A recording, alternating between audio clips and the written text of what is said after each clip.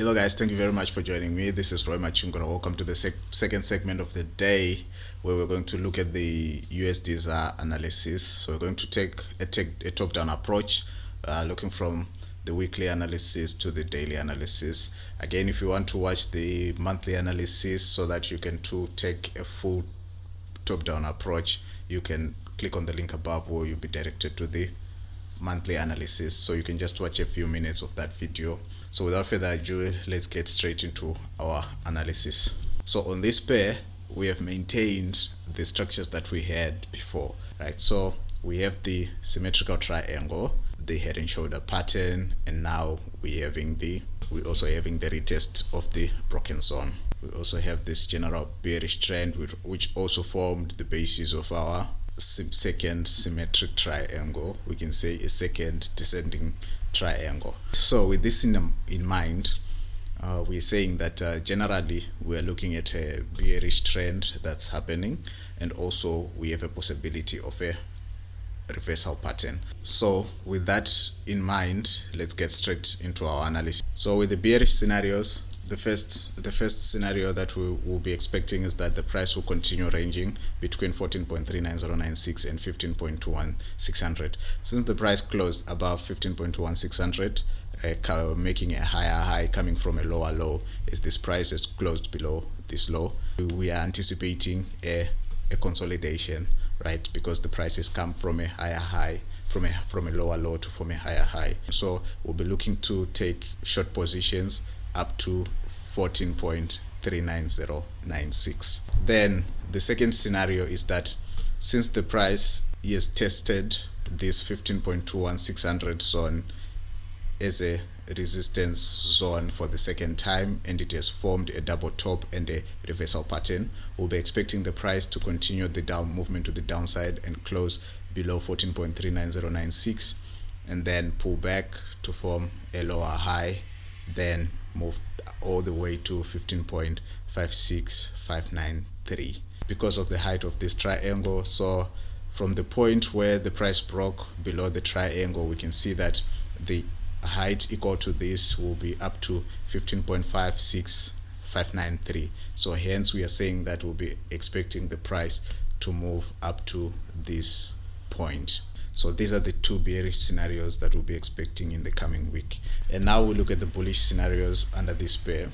So with the bullish scenarios, since the price is closed above 15.21600, forming a higher high, we'll be expecting that this pullback will just lead the price to form a higher low, right? Which means the price will close above 14.39096, making a higher low and a double top.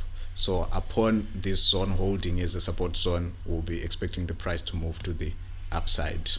For us now to be conservative, what we'll be expecting is that this will be the second bullish scenario. We'll be expecting that upon the price retesting this and holding, we'll be expecting the price to break this resistance zone that is between 15.21600 and 15.62851. right? Then if it pulls back, retesting it as a support zone, and it holds and closes above 15.21600, then we'll be looking to take long positions all the way up, maybe up to 17.69110. So this triple bottom will form the basis for our reversal pattern or reversal trade. Then also we have the bearish breakout zone, which will be explained also by the double top here, right? And we'll still be following the trend. So these are the scenarios that I'm expecting on the weekly chart. And now I move on to the daily chart pattern. So we have the general trend that's going to the downside, and we have a bearish breakout, right? A possibility of a bearish breakout, and also a possibility of a reversal pattern. With that in mind, now let's get into our planning. So we're going to expect two movements, right, upon this pair, right? We're going to expect the movement to the upside and the movement to the downside. On the movement of the downside, you can notice that the price made new highs and new lows, right, up until this week where the price broke below, 14.93487, right, and formed a new low. So the price is coming from a higher high to form a lower low. So what we'll be expecting is that the price is going to pull back, right, to form a lower high, right, and if it forms a lower high, then we'll hold short positions maybe up to 14.39281. So we'll be expecting the price to continue moving sideways between these two zones. Then the other scenario on the bearish is that upon forming a lower high, we'll hold the price beyond this 14.39281, right? So we'll be expecting that the price is going to break this, right, pull back, and then move to the downside. So this will be based on the triangle that we covered on the weekly chart. Also, we'll be relying on the bearish engulf that will be in the double top at the retest of the broken zone as a resistance zone. In terms of the bullish scenarios, since we have a double top and a bearish engulf, we'll be hesitant to get into long position because we have a reversal structure and a pattern that's pointing to the downside. So what we'll be waiting for is for us to have a higher probability that indeed the price is reversing and moving to the upside. So we'll be waiting for the price to come, break above 15.64136, then pull back and forms a higher low, also in the process retesting this as a support zone, upon which it holds. Then we take long positions to the upside, so we can take them maybe probably up to 17.60337. So these are the movements that I'm expecting on the daily chart. So remember, my movements are based first on the reversal pattern, and on the reversal pattern I'm saying I'm also backed by the double bottom here, right? And in this reversal pattern I'm saying that I have a low probability, and because I have a low probability, I'm waiting for the price to break above 15.64136 before I make a long position.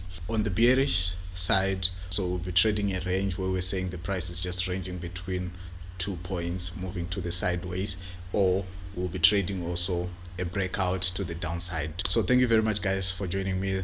This is how we are game planning the coming week. I hope that it's going to be of benefit to you, and it's going to add value also to you.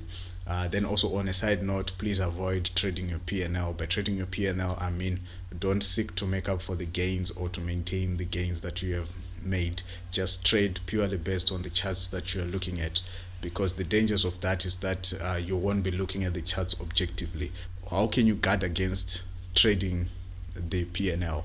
So the way you can do it is to cover your P&L and make sure that when you are trading, you're not looking at your P&L. Another way of doing that is that when you are making your trades review, you don't pay attention to how much profit or how much loss you have made. So since you have a good risk management in place where you're just placing a fraction of your account on one trade, it means that you won't have that risk of blowing out, right? So you'll be knowing that each trade that I'm placing, I'm not at risk of maybe blowing about 50% of my trades of my account. So this means that you have a peace of mind knowing that your downside is covered, so you'll be just purely trading and not looking at your P&L.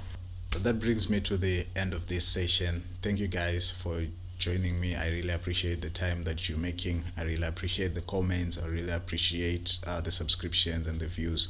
Thank you very much, guys, for joining me. I hope that you're having a great weekend and you also have a great week ahead.